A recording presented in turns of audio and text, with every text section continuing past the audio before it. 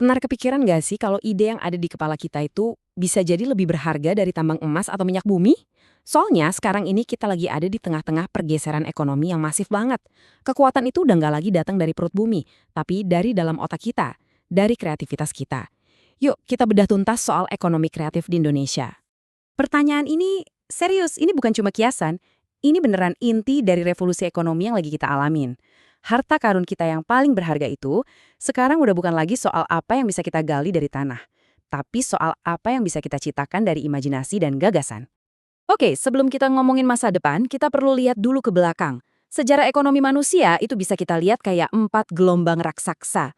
Dan setiap gelombang baru ini secara total mengubah cara kita hidup dan cara kita menciptakan sesuatu yang bernilai. Nah, kita masuk ke bagian pertama, gelombang ekonomi keempat. Yuk kita mulai perjalanan singkat ini buat ngerti gimana ceritanya kita bisa sampai di titik ini. Coba deh lihat perubahannya. Dulu banget di era pertanian, yang paling penting itu ya tanah. Terus kita geser ke era industri, yang jadi raja itu mesin dan modal. Nggak lama kita masuk era informasi. Semuanya soal data dan jaringan. Dan sekarang, kita ada di sini, di era kreatif, di mana sumber daya utamanya itu sesuatu yang nggak kelihatan, tapi nggak ada batasnya. Ide dan talenta manusia. Nah, ini dia poin kuncinya. Beda banget sama minyak atau batu bara yang suatu saat pasti habis, kreativitas itu sumber daya yang justru makin banyak kalau makin sering dipakai. Inilah yang bikin gelombang ekonomi sekarang ini jadi super unik dan potensinya, wah, nggak terbatas. Oke, kita lanjut ke bagian 2. Apa itu ekonomi kreatif? Setelah tahu konteks sejarahnya, sekarang ayo kita bedah lebih dalam lagi. Apa sih sebenarnya yang dimaksud dengan istilah ini? Konsep ini pertama kali dicetuskan oleh John Hawkins. Gampangnya gini, ekonomi kreatif itu adalah kegiatan ekonomi di mana bahan baku utamanya ya ide, dan produk jadinya ya ide juga. Jadi fokusnya bergeser dari apa yang kamu punya ke apa yang kamu tahu dan bisa kamu bayangkan. Kalau ekonomi kreatif itu kita ibaratkan sebagai sistem operasinya, kayak Android atau iOS. Nah, industri kreatif ini adalah aplikasi-aplikasinya. Ini adalah sektor-sektor spesifik kayak film, musik, game, fashion, tempat di mana sebuah ide abstrak diubah jadi produk nyata, jadi lapangan kerja, jadi duit. Perbedaannya tuh fundamental banget. Di ekonomi konvensional, yang dikejar adalah gimana caranya memproduksi barang fisik seefisien mungkin, sebanyak mungkin. Di ekonomi kreatif, yang dicari itu originalitas dalam menciptakan nilai. Jadi nilainya bukan lagi di besinya, tapi di desain mobilnya, di teknologinya, di gagasannya. Lanjut ke bagian 3, para penggerak dan industri. Oke, jadi siapa aja sih pemain utama di dalam ekosistem baru yang keren ini? Siapa yang bikin semuanya bergerak? Jawabannya adalah kolaborasi. Kuncinya ada di model triple helix ini. Nggak ada yang bisa jalan sendiri. Pemerintah tugasnya bikin aturan main yang mendukung, pelaku bisnis yang mengubah ide jadi produk komersial. Nah, komunitas dan kaum intelektual kayak kampus-kampus, mereka yang terus melahirkan talenta-talenta baru dan riset-riset segar. Semuanya saling butuh, saling menguatkan. Dan di Indonesia, ekonomi kreatif ini bukan cuma teori loh.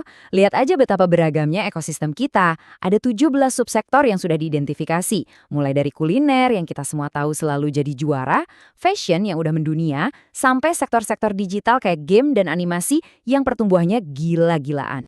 Bagian 4. Mengapa ini penting? Kita udah tahu apa itu ekonomi kreatif dan siapa aja pemainnya. Sekarang pertanyaan terpentingnya, kenapa ini semua jadi sangat vital buat masa depan Indonesia? Apa dampaknya? Kita mulai dari angkanya dulu ya. Ada lebih dari 8,2 juta usaha kreatif di Indonesia. Coba dibayangin, jumlah itu lebih banyak dari seluruh populasi negara Singapura. Ini bukan angka kecil. Ini adalah jutaan keluarga yang hidup dan membangun masa depan mereka dari kekuatan sebuah ide.